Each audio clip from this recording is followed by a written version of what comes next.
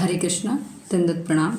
आज हम भगवद गीता के अध्याय नंबर 2 से श्लोक नंबर 5 लेते हैं।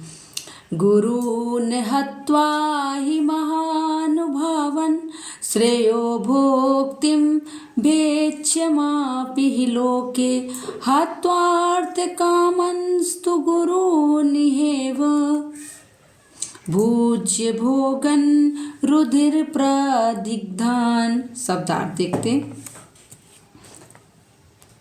शब्दार्थ गुरुजनों को हत्वा ना मारकर ही निश्चय ही महाअनुभान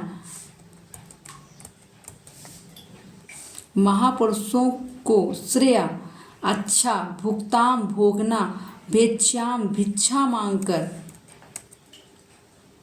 अभी भी यही इस प्रकार इस जीवन में लोके इस संसार में हत्वा मार कर अर्थ लाभ भी कामान इच्छा से इतु लेकिन गुरुजनों को यही इस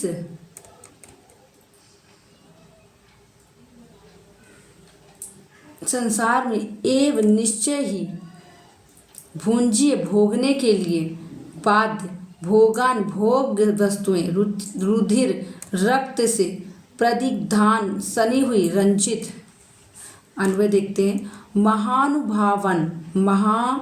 महानुभाव गुरुजनों हत्वा न मारकर ही निश्चय इह लोके इस लोक में भेक्षाम अपि भिक्षा भी भोक्ताम भोजन करना श्रेय कल्याणकारक है।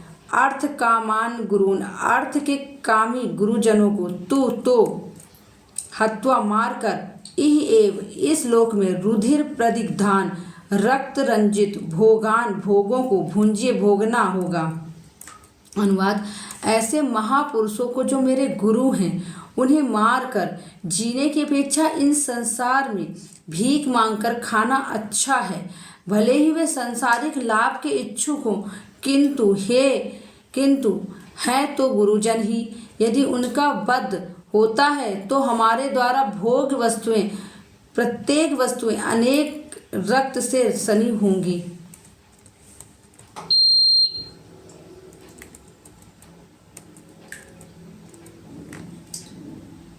अर्थ देखते हैं। कृष्ण कह रहे हैं जैसे तुम्हारे अंदर स्वराज की स्पृहा भी नहीं है तो तुम देह का भरण पोषण कैसे करोगे। गुरुजन का वध ना करके वह भोजन के लिए भीख मांग कर निर्वाह करना बेहतर है। भले ही ऐसा करना क्षत्रिय के लिए निंदनीय क्यों ना हो, क्योंकि यद्यपि इस जीवन में दुर्शय का कारण है लेकिन यह अगले जीवन में बाध पैदा नहीं करेगा। तुम्हें भीष्म और अन्नों को भी त्याग देना चाहिए। यद्यपि वह शिक्षक हैं परंतु वे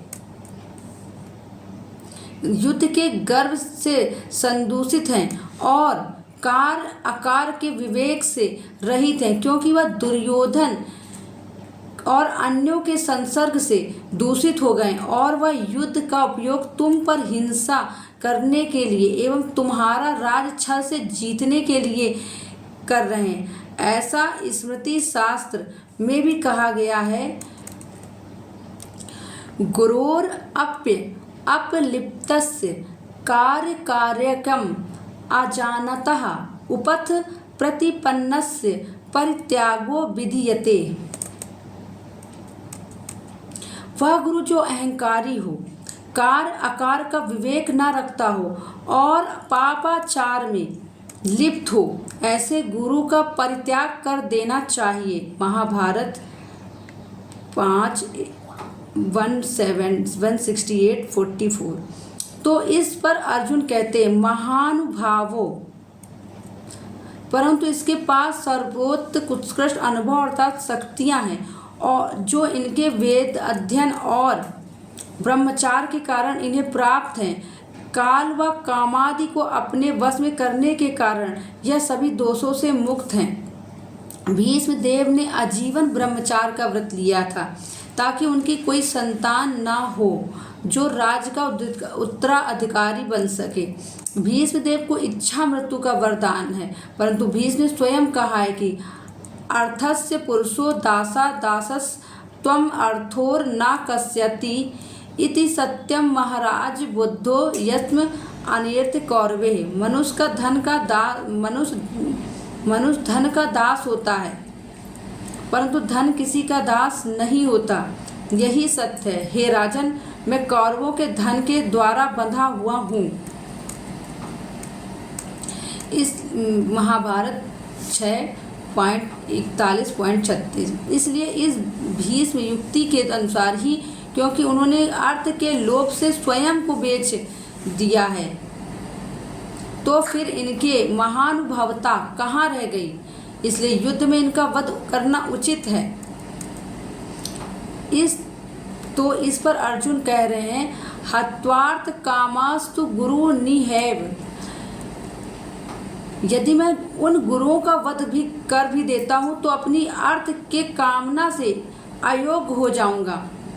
अर्थ कामना, और इस प्रकार इस लोक में इहैव सुख प्राप्त कर भी लेता हूँ तो भी परलोक में सुख प्राप्त नहीं होगा, क्योंकि वह भोग इनके रक्त से रंजित होगा, रुधिर प्रदिग्ध। वह शुद्ध भोग नहीं होगा, क्योंकि वह इनको मारने के उपरांत प्राप्त हुआ है। यद्यपि यह युद्ध के गर्भ बल से दूषित है, फिर भी यह मेरे लिए पूजनीय है। इस वाक्य से सूचित प्रकट हो रहा है कि अर्जुन अभी भी उनको गुरु के रूप में ही ग्रहण कर रहे हैं। प्रभुपाद तात्पर्य देखते हैं। शास्त्रों के अनुसार ऐसा गुरु जो निग्ध कर्म में रत हो और जो विवेक शून्य हो, तज्ज है। दुर्योधन से आर्थिक सहायता लेने के कारण भीष्म तथा द्रोण बाध्य थे। यद्यपि केवल आर्थिक लाभ से ऐसा करना उनके लिए उचित न था।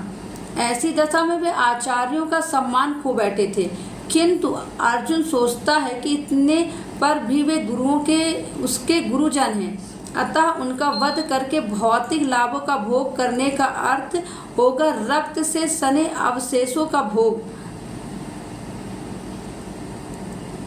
गुरून् अर्थात द्रोण आदि को आहत्वा अर्थात पर लोक विरुद्ध गुरुवध को नहीं करके इस लोक में भिक्षा अन्न को भोगना श्रेय अर्थात उचित होगा।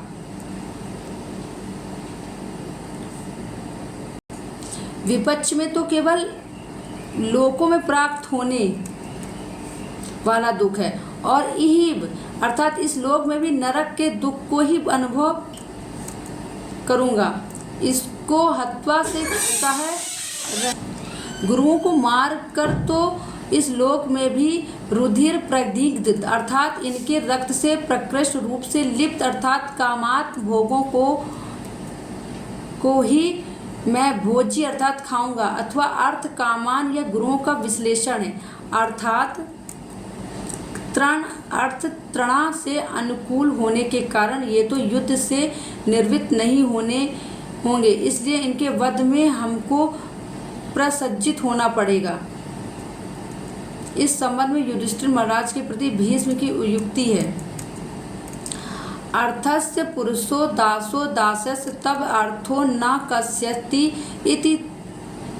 इति सत्यम महाराज बधो यस्म अर्थेन कौरवे।